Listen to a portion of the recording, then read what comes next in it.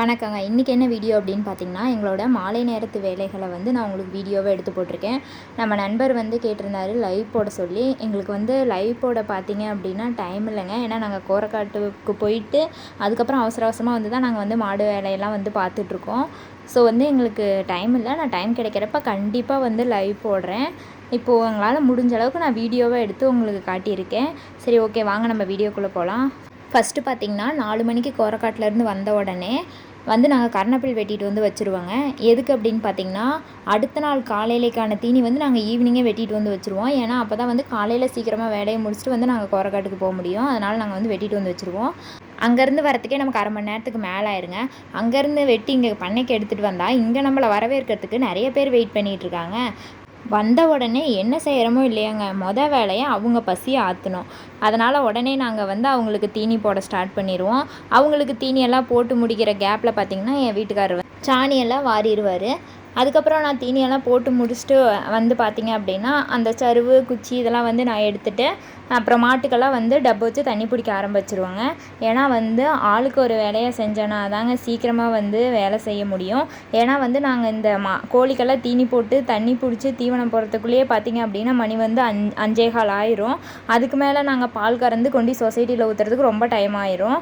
ஏன்னா வந்து நாங்கள் 6:30க்கெலாம் வந்து சொசைட்டிக்கு பால் கொண்டு போயிடணுங்க. அதனால் வேகமாக வேலை செஞ்சால் மட்டும்தான் வந்து சீக்கிரமாக பால் கறக்க முடியும். நம்ம ஃபஸ்ட்டு வந்து லேட் பண்ணிட்டோம், சரி இவ்வளோ டைம் இருக்குது அப்படின்னு சொல்லிட்டு ஸ்லோவாக வேலை செஞ்சோம் அப்படின்னு பார்த்திங்கன்னா நேரம் ஆகிறதே தெரியாது. டக்குன்னு வந்து டைம் ஆயிரும். அப்புறம் நம்மளால் கரெக்ட் டைமுக்கு பால் கொண்டு போக முடியாது. ஃபஸ்ட்டே வேலை வந்து சீக்கிரமாக செஞ்சிட்டோம் அப்படின்னா கடைசியில் கூட கொஞ்சம் வந்து டைம் இருந்துச்சுன்னா பிரச்சனையே இல்லை. அதனால் நாங்கள் ஸ்டார்டிங்கே வந்து வேலை வேகமாக செய்ய ஆரம்பிச்சிருவோம். அது இல்லாமல் இன்றைக்கின்னு பார்த்திங்கன்னா வானம் வந்து கருகுமுன்னு இருந்துட்டு மழை வர மாதிரியே இருந்துச்சுங்க. அதே மாதிரியே வந்து நைட்டு வந்து செம்ம மழைங்க. கட்டுத்துறையெல்லாம் க்ளீன் பண்ணிவிட்டு எல்லா தாலிக்கும் தண்ணி பிடிச்சதுக்கப்புறமா வந்து நாங்கள் வந்து தீவனம் போட்டு மாட்டை வந்து தண்ணி கவுத்து விட்ருவாங்க. ஆளுக்கு ஒரு மாடாக நாங்கள் வந்து வேக வேகமாக வந்து மாட்டை வந்து தண்ணி கவுத்து விட்ருவோம். தீவனம் பார்த்திங்க அப்படின்னா நாங்கள் வந்து மாடு பால் கறக்கிறதுக்கு ஏற்ற மாதிரி வந்து மாடுங்களுக்கு தீவனத்தோட அளவு வந்து போடுவோங்க. சினை மாடாக இருந்தால் பார்த்திங்கன்னா கறவை நிறுத்தினதுக்கப்புறமா காலையில் 1 கிலோ சாயங்காலம் 1 கிலோ அந்த ரேஷியோவில் தான் நாங்கள் கொடுத்துட்ருக்கோம். தீவனத்தை எடுத்தாந்துட்டா போதுங்க. இந்த கோழிங்கெல்லாம் எங்கேருந்து வரும்னே தெரிய மாட்டேங்குது. அதுங்களுக்கு போடுற தீனியை திங்கிறதே இல்லைங்க. மாட்டுக்கு கொண்டு வர தீவனத்தை தான் வந்து கொத்தி சாப்பிட்டு போயிடுதுங்க. மாட்டுக்கு எடுத்தாரமா கோழிக்கு எடுத்தாரமானே தெரிய மாட்டேங்குதுங்க. அதுங்களுக்கு பயந்துக்கிட்டே வேக வேகமாக தண்ணிக்குள்ளே போட வேண்டியதாக இருக்குதுங்க. தீவனம்லாம் போட்டு முடிச்சதுக்கப்புறமா பார்த்திங்க அப்படின்னா தீவனத்தை கலக்கி விட்டுட்டு ஒவ்வொரு மாடாக தண்ணிக்கு அவுத்துவிட ஸ்டார்ட் பண்ணிடுவோங்க. இந்த கோழி வந்து பார்த்திங்கன்னா நான் எப்படா போவேன், எப்படா கொத்தி சாப்பிட்லாம் அப்படின்ட்டு நம்ம பக்கத்தாலே வெயிட் பண்ணிகிட்டு இருக்கோம். நான் இந்த பக்கமாக போனதுக்கப்புறம் பார்த்திங்கன்னா அதுதான் தாலியில் தண்ணி குடிச்சிட்ருக்கோம். அப்புறமா வந்து மாட்டுக்கும் அதுக்கும் சண்டை வந்துடுங்க. இது தாங்க டெய்லி நடக்குது. இவங்க பஞ்சாயத்து பெரும்பஞ்சாயத்தாக தாங்க இருக்குது. மாட்டு தாலியில் தண்ணி குடிக்கிறதோட நிறுத்தினா பரவாயில்லைங்க. மாடு குடிச்சிட்டு இருக்கும்போது நிமிந்துச்சுன்னா அது வாயில் ஒட்டியிருக்க தீவனத்தை வேறு வந்து கொத்தி கொத்தி சாப்பிடுதுங்க. அப்புறம் அதுங்க என்ன பண்ணும், புசு புசுன்னு முட்டுறதுக்கு தாங்க போகும். அதுலேயும் கரெக்டாக நம்ம தண்ணி வச்ச உடனே வந்து பால் கறக்க ஸ்டார்ட் பண்ணிடுவோமா, கரெக்டாக வந்து அப்போ அந்த வாயில் இருக்கிறதெல்லாம் வந்து கொத்தி சாப்பிடுவோம். சாப்பிட்டுட்ருக்கோம். நமக்கு பால் கறக்கையில் பார்த்திங்கன்னா காலை அங்கேயும் இங்கேயும் தூக்கிக்கிட்டு நிற்கும். நமக்கு உட்காந்து கறக்கிறதுக்கே ரொம்ப கருக்குன்னு இருக்குங்க. அந்த மாதிரி பண்ணுங்க. மாடும் கோழியும் ஒட்டுக்கா வச்சுருக்கிறவங்களுக்கு இதை பற்றி நல்லா தெரிஞ்சிருக்கும். இந்த அனுபவம் இருக்கும்னு நான் நினைக்கிறேன். இல்லை எங்களுக்கு மட்டும்தான் அப்படி நடக்குதா என்னன்னு தெரியலங்க. எங்களுக்கு லேட் ஆகிறதுக்கு முக்கியமான காரணம்னு பார்த்திங்கனாலே இந்த கோழிங்க தாங்க. அதுங்களை முடுக்கி விட்டுட்டு தான் நம்ம பால் கறக்கணும், தண்ணி வைக்கணும், தீனி போடணும். சிரமமாக தாங்க இருக்கும். இருந்தாலும் வந்து நாங்கள் அட்ஜஸ்ட் பண்ணி வேலையெல்லாம் செஞ்சுருவோம். ஏன் அப்படின்னு பார்த்திங்கன்னா நாங்கள் வந்து மாட்டுப்பண்ணை வைக்கிறதுக்கு ஒரு முக்கிய காரணம் வந்து பார்த்திங்க அப்படின்னா எங்களோட கோழிங்க தான். கோழிங்களுக்காக தான் வந்து நாங்கள் வந்து மாடே வாங்கினோம். எதுக்கு அப்படின்னு பார்த்திங்கன்னா வெளிமேய்ச்சல் இருக்கிற கோழிங்களுக்கு பார்த்திங்க அப்படின்னா தீனி பத்தில். அதனால் வந்து நம்ம மாடு இருந்துச்சு அப்படின்னா அந்த சாணியை பறித்து புழு உருவாகும். அதனால் அந்த சாணியை பறித்து சாப்பிட்றோம் அப்படின்னு சொல்லி அதுக்கோசரம் நாங்கள் மாடு வாங்க ஆரம்பித்தோம். அதுக்கப்புறம் பார்த்திங்கன்னா பரவாயில்லையே இதுவே நல்ல பிஸ்னஸாக இருக்கே அப்படின்னு சொல்லிட்டு தான் நாங்கள் அப்படியே மாட்டு பண்ணையாக ஸ்டார்ட் பண்ணிட்டோம்.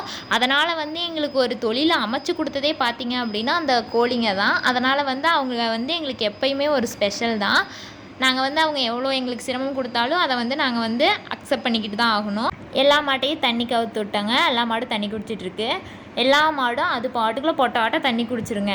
ஆனால் இந்த மாடு பார்த்திங்கன்னா நம்ம உட்காந்து ஒரு ஆள் கலக்கி விட்டுக்கிட்டே இருக்கணும். அப்போ தான் இந்த மேடம் வந்து தண்ணி குடிப்பாங்க. சரி அப்பையும் குடிக்கலையே அப்படின்னு சொல்லிட்டு உப்பு எடுத்துகிட்டு வந்து போட்டு பார்த்தேங்க. அப்பையும் குடிக்க மாட்டேங்குதுங்க. டெய்லி இதுக்கு இது தாங்க வேலை. நாங்கள் வந்து பார்த்துட்டு எல்லா மாடும் தண்ணி குடிச்சு முடிச்சு எடுத்தே வச்சுருவோங்க. பால் கறக்கிற டைம் ஆயிரும். ஆனால் இது மட்டும் குடித்த பாடே இருக்காது. அதனால் சொல்லிட்டு நீ குடிச்சா குடிக்காட்டி போன்னு சொல்லிட்டு அவுத்து கொண்டு பாலை கறந்துருவாங்க. கறந்து முடிச்சதுக்கப்புறமா மீண்டும் கொண்டு தாலியில் கட்டிடுவாங்க. பொறுப்பாக 7 மணி வரையும் குடிக்குங்க அந்த மாடு. சரின்னு சொல்லிட்டு அதுக்கு மேலே பிடிச்சி வந்து கட்டி தாங்க நாங்கள் தீனி போட்டுட்ருக்கோம் இதுக்கு இந்த மாட்டுக்கு. அடுத்தது தண்ணியெல்லாம் வச்சு முடிச்சதுக்கப்புறம் பார்த்தீங்க அப்படின்னா ஒவ்வொரு மாடாக பால் கறக்க ஸ்டார்ட் பண்ணிடுவோம். ஃபஸ்ட்டு பார்த்தீங்க அப்படின்னா நம்ம மீனாவை வந்து பாலுக்கு அவுத்து விட்டேங்க. ஏன்னா தண்ணி கட்டி முடித்த உடனே தண்ணி குடிக்கிறாளோ குடிக்கலையோ உடனே மீனா கத்த ஆரம்பிச்சிருவா. அப்புறம் சரின்னு சொல்லிட்டு தான் நாங்கள் வந்து தண்ணி குடிக்கலைனாலும் பரவாயில்லன்னு சொல்லிட்டு மாட்டை கொண்டு வந்து கட்டி பால் கறக்க ஆரம்பிச்சிருவோங்க. பாலுக்கு அவுத்து விட்டுட்டு அதுக்கப்புறமா கண்ணுக்குட்டியை பிடிச்சி கட்டிட்டு பால் பீச்சை ஸ்டார்ட் பண்ணிடுவோங்க. நாங்கள் பால் பீச்சை ஆரம்பிக்கிறப்ப டைமிங் பார்த்திங்கன்னா கிட்டத்தட்ட 6 மணி ஆயிரும். 6:30க்கெலாம் நாங்கள் வந்து சொசைட்டிக்கு பால் கொண்டு போகணும். அதனால் அரை மணி நேரத்துக்குள்ளே பார்த்திங்க அப்படின்னா நாங்கள் வந்து வேகமாக பாலெல்லாம் கறந்து முடிச்சுருவோங்க. 6:30க்கெலாம் வந்து நாங்கள் சொசைட்டிக்கு பால் கொண்டு போயிடுவோம். நான் 1 மந்த்துக்கு முன்னாடி தாங்க மாடு பால் கறந்து பழகிறேன் அப்படின்னு சொல்லிட்டு ஒரு வீடியோ போட்டிருந்தேன். அது வந்து வத்தக்கறவை மாடு. அதில் வந்து நான் ஓரளவுக்கு நல்லாவே கறந்து பழவிட்டேன்னு நினைக்கிறேன். சரி வத்தக்கறவை மாடு கறக்கிறமே கண்ணு மாடு கறந்து பழகணும் அப்படின்னு சொல்லிட்டு மீனாவோட அம்மாவை நான் கறக்க ஆரம்பிச்சிட்டேங்க. ஏன் அப்படின்னா கண்ணு மாடு வந்து நிற்காது. ஏன்னா கண்ணுக்குட்டி அங்கேயும் இங்கேயும் வந்து நெவுந்துட்டே இருக்கும். மாடு வந்து நெவுந்துட்டே தான் இருக்கும். நம்ம வத்தக்கறவை மாடு பார்த்திங்கன்னா நிற்கும், ஒரே இடத்துல நின்றுக்கும். ஒவ்வொரு மாடு தான் உதைக்கும். ஸோ வந்து நம்ம கண்ணு மாடு கறந்து பழகணும், எப்படி மாடு இருந்தாலும் நமக்கு கறக்க தெரியணும் அப்படின்னு சொல்லிட்டு நான் வந்து கறந்து பழக ஆரம்பிச்சிட்டேங்க. கிட்டத்தட்ட கண்ணு மாடு ஓரளவுக்கு கறக்க கற்றுக்கிட்டேன்னு நினைக்கிறேன்.